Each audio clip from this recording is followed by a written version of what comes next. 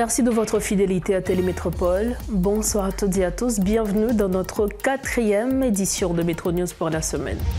En titre de ce jeudi, le déploiement de la mission multinationale de soutien en Haïti se précise de plus en plus. Le président kényan William Ruto a été reçu par son homologue américain ce jeudi. Ce dossier a été au centre des discussions. Monsieur Biden a précisé que son pays a engagé 300 millions de dollars pour la mission. En plus d'un soutien logistique, les Américains fourniront également des renseignements. Toujours en ce qui a trait à cette rencontre, le président kényan William Ruto affirme que les policiers kényans qui seront déployés en Haïti travailleront de concert avec la police nationale dans le cadre de la lutte contre les gangs. Le chef de l'État qui a été reçu à la Maison-Blanche ce jeudi rappelle que son pays a de l'expérience dans la lutte contre le terrorisme. Et puis les gangs multiplient leurs exactions dans plusieurs communes de la région métropolitaine de Port-au-Prince et dans certaines villes de province. Tomazo a été une nouvelle fois attaqué par les bandits. Plusieurs personnes ont été tuées.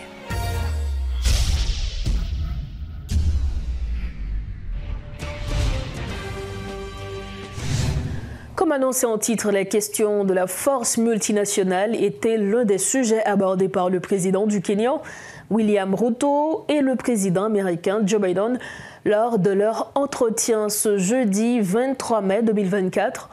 Lors d'une conférence de presse conjointe, M. Biden a précisé que les États-Unis ont déjà engagé 300 millions de dollars pour le déploiement de la mission, soulignant que d'autres pays doivent également contribuer. En ce qui concerne l'implication des Kenyans dans les opérations sur le terrain, le président Ruto a déclaré que les troupes travailleront de concert avec la police nationale d'Haïti. We concluded that for the United States to deploy forces in the hemisphere just raises all kinds of questions that can be easily misrepresented about what we're trying to do and be able to be used by those who disagree with us and against the interest of Haiti and the United States. So we set out to find a partner or partners who would lead that effort that we would participate in, not with American forces, but with supplies and making sure they had what they needed. And so, I'm very grateful to President Ruto's leadership here, multinational effort, but Kenya's willingness to really lead this matters. You're not the only country, but you're leading this effort. And there's going to be U.S. forces, none on the ground, but we're going to supply logistics, intelligence, and equipment. Matter of fact, some equipment has already arrived.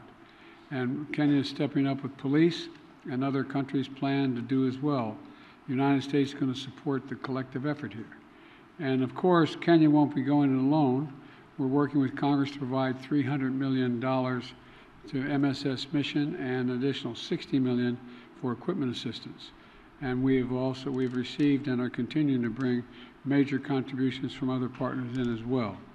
President Ruto and I agree that Haitian people deserve better, they deserve peace and security, and I thank him for taking on this responsibility, but we have his back and we're there all the way. Kenya believes that the responsibility of peace and security anywhere in the world, including in Haiti, is the collective responsibility of all nations and all peoples who believe in freedom, self-determination, democracy, and justice. And it is the reason why Kenya took up this responsibility, because we have been participating in peacemaking, and we have been participating in peacekeeping over the last 40 years in 47 countries, including very difficult neighborhoods like what we're going to face in Haiti. We are going to take up that responsibility alongside the Haiti police, and we have clear modus operandi, how we are going to relate with the situation on the ground that has been agreed under the United Nations framework. So we are looking forward to this deployment because we believe that the women and children in Haiti deserve peace like all other women and children and people around the world. Alors que la force internationale est sur le point d'être déployée, les bandits continuent leurs exactions dans plusieurs communes de la région métropolitaine de Port-au-Prince. À Gressier, des affrontements ont eu lieu entre les bandits et la police. Tandis qu'à Tomazo, des maisons ont été attaquées par des membres de gangs. Parmi les victimes de Tomazo figure la maison de l'ancien député Price Cyprien. Maître Cyprien, ancien président de la commission justice et sécurité à la Chambre basse, est notre invité pour discuter de l'insécurité et de la force qui sera déployée prochainement. Monsieur Cyprien, bonsoir, bienvenue sur le plateau. Bonsoir Rose Berlin, et c'est un plaisir pour moi d'être avec vous cet après-midi sur le plateau de Métropole afin de discuter de la situation sécuritaire de notre pays et du même coup voir qu'est-ce qui se passe dans ma commune, à Tomazo. Justement, nous allons tout d'abord commencer par ce qui se passe effectivement à Tomazo. Il faut dire que le mardi 21 mai, les gangs des 400 Marozo ont frappé encore, gagné 4 personnes pour Pipiti qui victimes au niveau de la population civile, qui tués, on va dire. Et également, votre résidence à Tomazo, Gangyo, au Piel. Maître Cyprien, dis-nous, donne-nous plus de détails sur ce qui passait. Bon, en somme, ça qui passait Tomazo, c'était prévisible. C'était prévisible, vu que depuis septembre, il était bruit que M. Bandi a après l'attaquer Tomazo. D'abord, commissariat, il a après le point commissariat. Et malheureusement, avec la faiblesse des autorités étatiques, et DGPNH là, avec toute autorité dans la sécurité, il n'a pas trouvé rien. Et effectivement, le 4 octobre 2023, le 4 octobre dernier, que M. Oterivé envahit le commissariat, il a fait tout policier courir. Heureusement, il a été envoyé en blindé pour aller prendre un policier, mais malheureusement, il a dévalisé le commissariat, le bureau politiquement qui était en face du commissariat, il a dévalisé le tout. Et puis, comme il a toujours annoncé, ça va le faire. Donc, il est très méthodique. Il a annoncé, ça va le faire. Le 17 octobre, il prend le complexe administratif là, avec la mairie, bureau et officier d'état civil, le tribunal de paix. Et enfin, le 17 novembre, il a attaqué Kaïmoin. Il a commencé le pillage Kaïla. Donc, c'est ton première attaque. Voilà. Et malheureusement, avant-hier, il a récidivé. Il est allé dans la zone non. Parce que m'habitais dans la zone d'utile, et tout près d'Allemand, et aller dans la zone, parce que bon question stratégique à travers les zones d'utile, d'Allemand et l'étendement de ville. Parce qu'il y a le lac Azueyi, donc le traverser le lac là, il y a tout commerce, tout trafic qui a fait sur le lac là. Donc son point stratégique, et je pense que l'État haïtien pas doit quitter l'espace ça et comme ça, parce que là, par contre, qui travaille dans le fait, qui connexion avec l'international, et la Azueyi fait frontière entre la République dominicaine et Haïti. Donc c'est pas pour rien que M. Gagnon est arrivé Tomazo, et il a attaqué la population, il a brûlé les cailles, il a rentré la caille moins, il a tué les gens, et il a profité de panel métropole là pour me capable souhaiter les gens qui ont mouru Tomazo condoléances. Et moi, je dis que les députés sont avec nous, ensemble avec nous, et la population de Tomazo, moi avec nous, même si nous ne pas tandem, mais la bataille l'a faite en silence parce que le combat sécurité, il n'est pas fait ni dans la radio, il n'est pas fait ni sur les réseaux sociaux, il n'est fait par les moyens que nous devons faire. Alors, M. Cyprien, vous dites que en fait, Bandi, prévoit ça que vous prêt à le faire, mais vous dites que c'est peut-être un manque de volonté de la part de la PNH. Est-ce que vous pensez que c'est volontaire ou bien est-ce que vous avez rejoint une déclaration que le conseiller présidentiel, M. Leslie Voltaire, fait sur un média, quand il dit que 40% de la police nationale est corrompue? Bon, je pense que son bagage est répété souvent. Que la police nationale, dans toute police qui à travers le monde, il y a corruption. Mais il y a à l'intérieur de la police des polices, ou bien l'inspection générale qui doit faire travail et tout, pour toute mauvaise graine qui est dans la police pour mettre sur côté. Bon, c'est vrai qu'il y a des policiers qui sont en connivence avec les gangs, mais nous ne pouvons pas mettre en majorité. En majorité, et nous, le travail que petit monsieur a fait, de bonne volonté, ils sont prêts pour la bataille.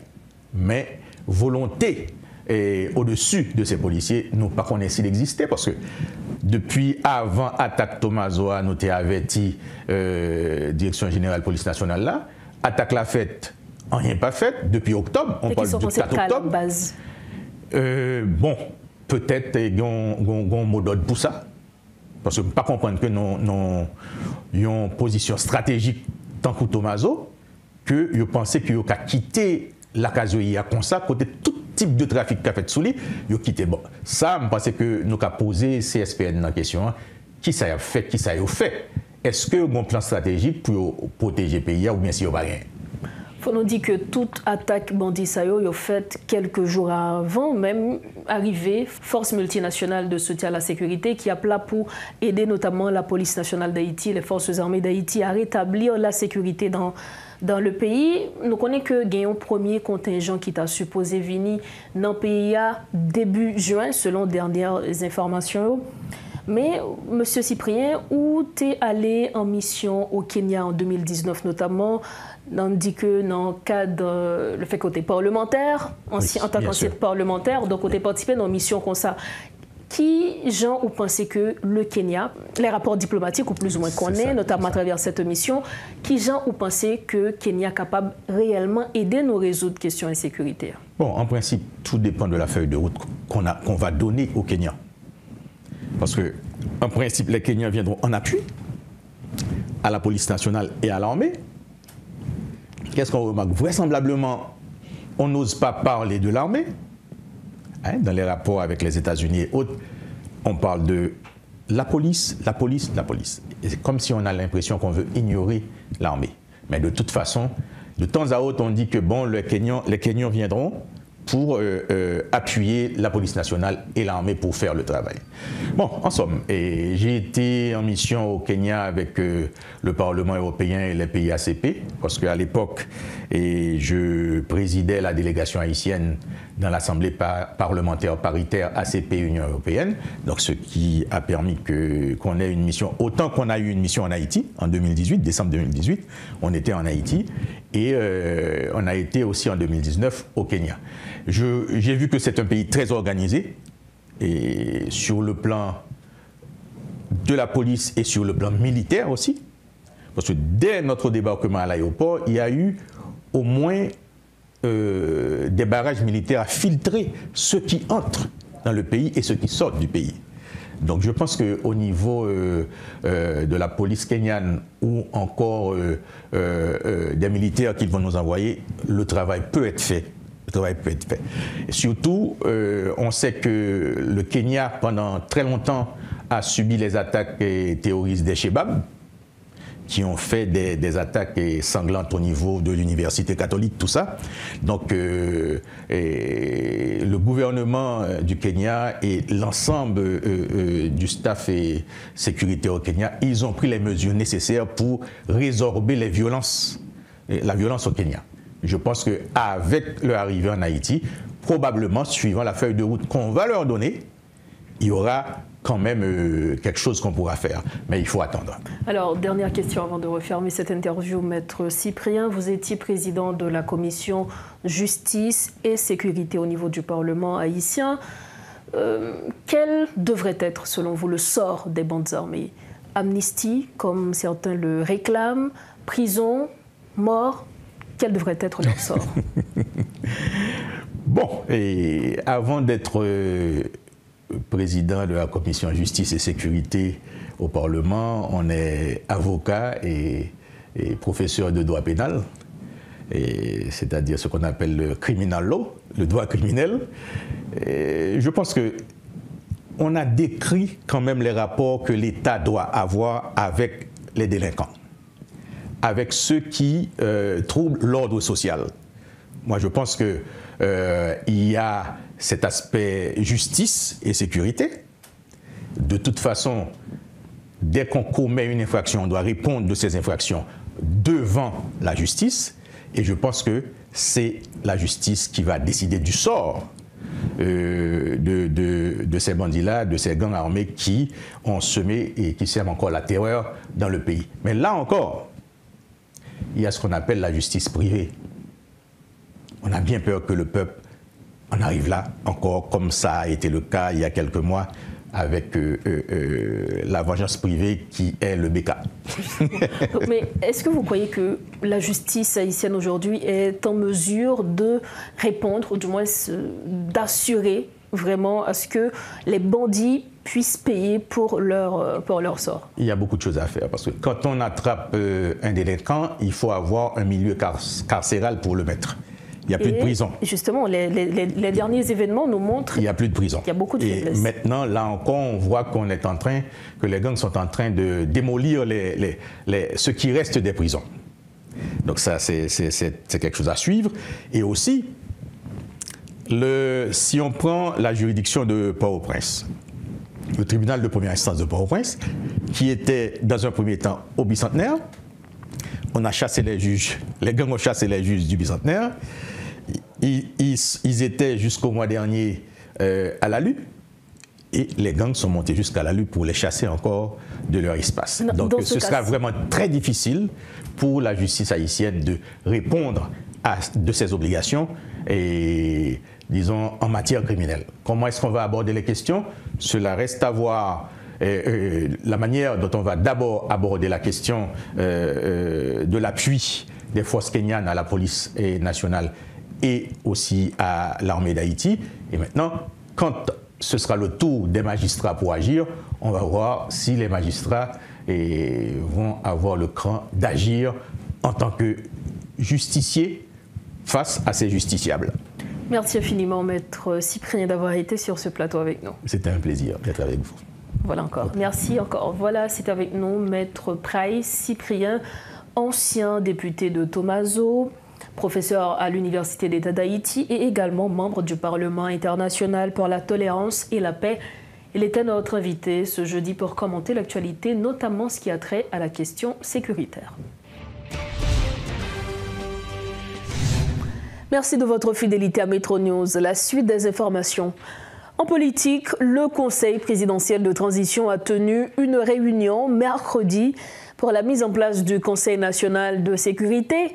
Cette session a réuni des experts nationaux, des professionnels de la diaspora et d'autres personnalités de premier plan, en conformité avec les articles 25, 26 et 27 de l'accord du 3 avril 2024.